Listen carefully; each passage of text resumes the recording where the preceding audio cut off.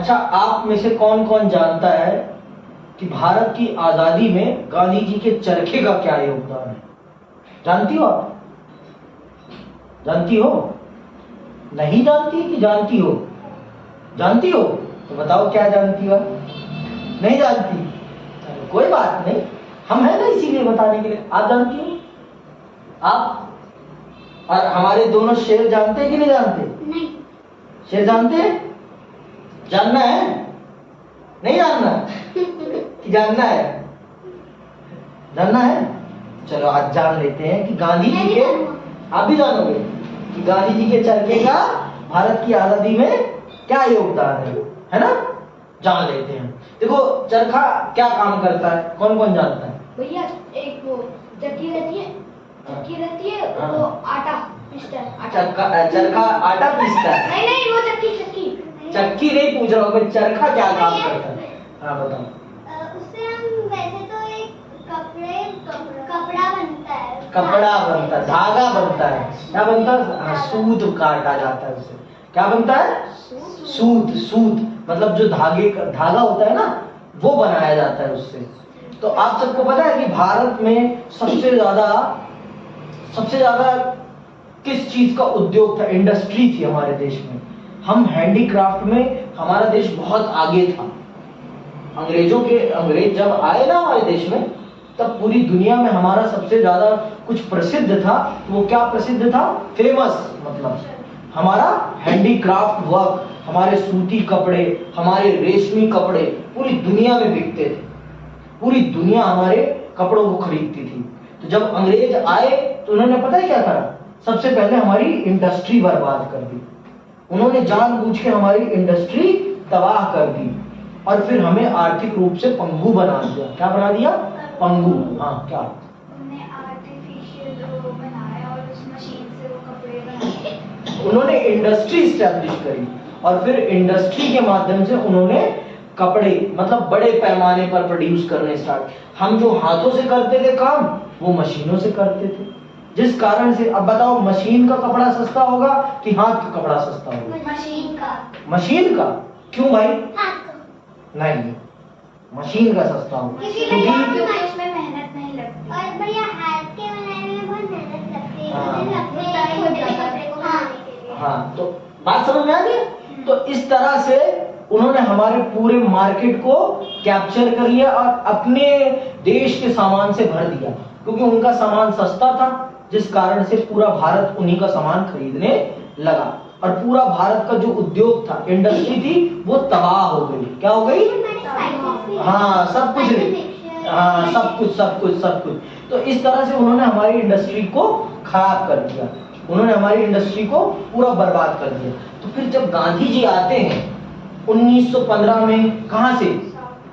South Africa से, तो वो देखते हैं कि भारत की आर्थिक स्थिति बहुत बदतर है। तो अगर देश को आजाद कराना है, पहले देश को आर्थिक तौर पर आजाद कराना पड़ेगा, क्योंकि जब तक पैसा नहीं आएगा, लोगों के पास पैसा नहीं आएगा, तब तक आजाद हो पाएंगे हम? पहले आजादी कौन सी है? आप बताओ, आजादी कौन सी है? आप आजाद हो? आप आजाद हो? सच में आजाद हो? क्यों? मैं हूँ। कैसे आजाद हो बताओ? आजाद हो? आप सब अपनी मर्जी का काम करते हो? हाँ? कर लेते हो सारा अपनी मर्जी का काम? कर लेते हो? आप कर लेते हो? किसके लिए घर वालों पे डिपेंडेंट हो? किन चीजों के लिए? हाँ, पहले इनकी सुन लेते हैं फिर क्या सोर्सेस? आपके पास इनकम सोर्स नहीं है, और इनकम ही सबसे बड़ी आजादी होती है। जिसके पास इनकम नहीं, वो आजाद नहीं, वो अपने आप को आजाद नहीं कह सकता। समझ में आई बात? आजादी का सबसे पहला वसूल क्या है? आर्थिक स्वतंत्रता। जब तक आप आर्थिक तौर पर स्वतंत्र नहीं है, तब तक आप स्वतंत्र नहीं है। गांधी जी इस चीज को बहुत अच्छे से जानते हैं कि भारत को सबसे पहले आर्थिक तौर पर स्वतंत्र कराना पड़ेगा, इकोनॉमिकली इंडिपेंडेंट करना पड़ेगा, तब जाकर भारत कहीं स्वतंत्र हो पाएगा। समझ में आई बात? तो इस चीज में उनका सबसे बड़ा सहयोग कौन करता है? चरखा करता है। चरखे से वो सूत काटना प्रारंभ करते हैं और भारत के लोगों को जगाते हैं, कहते हैं कि अंग्रेजों की इंडस्ट्री में बने कपड़े को त्यागो और अपने द्वारा खुद बनाए हुए कपड़े को पहनो, जिससे कि अंग्रेजों को आर्थिक चोट पहुंचेगी। हाँ बोलो। मैंने एक चैप्टर पढ़ा था, उसमें जी गांधी जी बीमार पड़ गए थे, तो उनसे 3 लड़कियां मिलने आई थी। तो गांधी जी ने बोला था आप सूत के कपड़े पहना करो। हाँ, जिससे खादी के कपड़े पहना करो, जिससे जो गरीब हैं उन्हें पैसे भी मिल पाएंगे और वो खाना भी अपने लिए खरीद पाएंगे। हाँ, तो ये देखो, तो पैसा सबसे इंपॉर्टेंट है। बात समझ में आ रही है? पैसे के बिना कुछ नहीं हो सकता। कि हो सकता है कुछ? नहीं। आप स्कूल में पढ़ रहे हो तो पैसा देना पड़ता है ना। स्कूल में क्या देते हो? फीस देते हो ना। हाँ, समझ रहे हो ना कि पैसा ही सबसे पहली आजादी है। हाँ, मेरी मैम बोलती है कोई बच्चा मिल जाता है, बोलते हैं हाँ मैं नहीं आता। अच्छा, चलो कोई बात नहीं। मैम को बोला फीस अच्छी चीज है, लेकिन पढ़ाना बहुत जरूरी है। समझ में आई बात? पढ़ाना बहुत जरूरी। तो गांधी जी इस बात को बहुत अच्छे से समझते थे कि जब तक देश को आर्थिक तौर पर आजाद नहीं कराया जाता, तब तक देश आजाद नहीं हो सकता।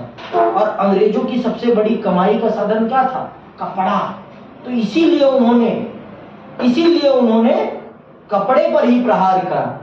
भैया जो फॉरेनर्स हैं, अंग्रेज लोग, हाँ। वो हमारे इंडिया से सस्ते में कपड़े खरीद रॉ मटेरियल लेके जाते थे, कॉटन लेके जाते थे और फिर उसे अपनी इंडस्ट्री में प्रोसेस करते थे और फिर उसे कपड़ा बनाते थे, फिर अपनी इंडस्ट्री के कपड़े को हमारे देश में इंपोर्ट करते थे। लेकिन एक बार मेरी मैम ने बताया था कि वो क्या करते थे कि हमारे इंडिया से सेल कर देते थे सस्ते में कि हमको ये करना है, एंड वो अपने यहाँ पे जाके, यहाँ से भी वो आते थे फॉरेनर्स, वहाँ से बहुत महंगे भाव से बेच देते थे, महंगे। हाँ, तो वही मतलब, यहाँ से सस्ता ले गए कच्चा माल।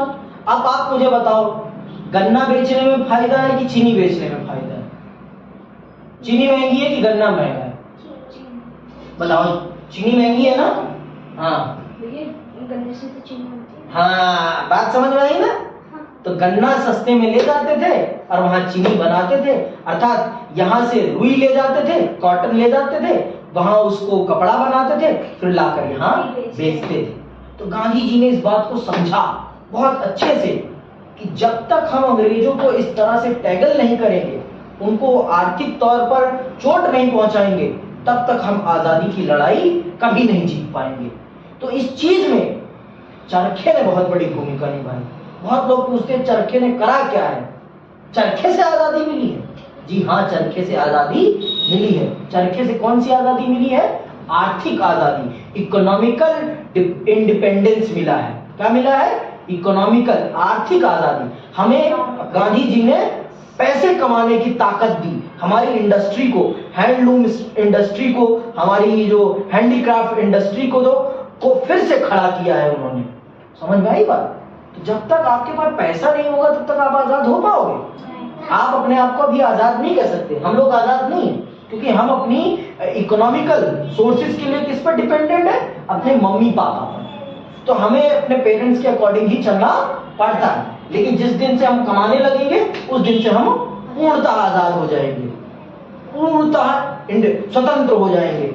समझ में आई बात? तो गांधी जी ने इस बात को समझा और इसीलिए उन्होंने चरखा, सूत काटने पर इतना ध्यान दिया, जिससे कि देश में फिर से कपड़ा बनने लगे और देश के लोग देश में बने कपड़े को पहने और देश का पैसा बाहर ना जाए। देश के लोग देश में बने कपड़े को खरीदें और पहने और अंग्रेजों को आर्थिक चोट पहुंचाएं। आर्थिक चोट पहुंचेगी तभी अंग्रेज बंदूकें नहीं खरीद पाएंगे, यात्राएं नहीं कर पाएंगे और भारत को गुलाम नहीं बना पाएंगे, अपने सिपाहियों को पैसा नहीं दे पाएंगे। और जब पैसा नहीं दे पाएंगे सिपाहियों को, तो सिपाही क्या कर देंगे? विद्रोह कर देंगे। भाई, सब पैसे के लिए ही तो काम करते हैं। अगर नौकरी में सैलरी ना मिले तो कोई नौकरी पे जाएगा? समझ में आई बात? तो गांधी जी की आप स्ट्रेटेजी देखिए, कितनी बड़ी स्ट्रेटेजी थी उनकी कि देश को आजाद कराने के लिए सबसे पहले उन्होंने आर्थिक तौर पर देश को आजाद कराने की सोच रखी। क्योंकि जब तक आर्थिक तौर पर आजाद नहीं होगा देश, तब तक आजाद नहीं हो सकता। समझ में आई बात को समझिए आप, ये छोटी सी बात नहीं है, बहुत बड़ी बात है। इसी तरीके की चर्चाएं हम अगले बार भी करेंगे। तो आज के लिए बस इतना ही। तो समझ में आया कि नहीं आया? अरे समझ में आया तो बोलो हाँ।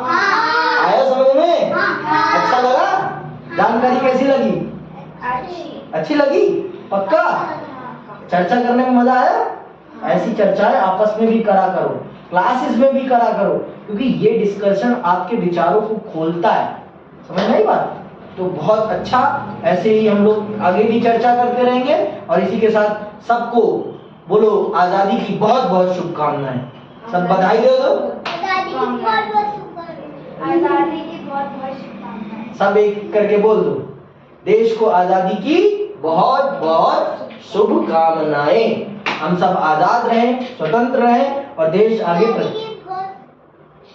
बात नहीं, फिर से बोल दो, आजादी की बहुत बहुत शुभकामनाएं। आजादी की बहुत शुभकामनाएं। बहुत अच्छा, कोई नहीं यार, अब आप बोलो पांडे,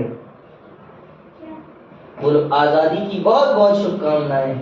आजादी की बहुत शुभकामनाएं। कोई बात नहीं, पांडे हमारा बहुत अच्छा लड़का है। इसी के साथ हम सब विदा लेते हैं। जय हिंद, जय भारत।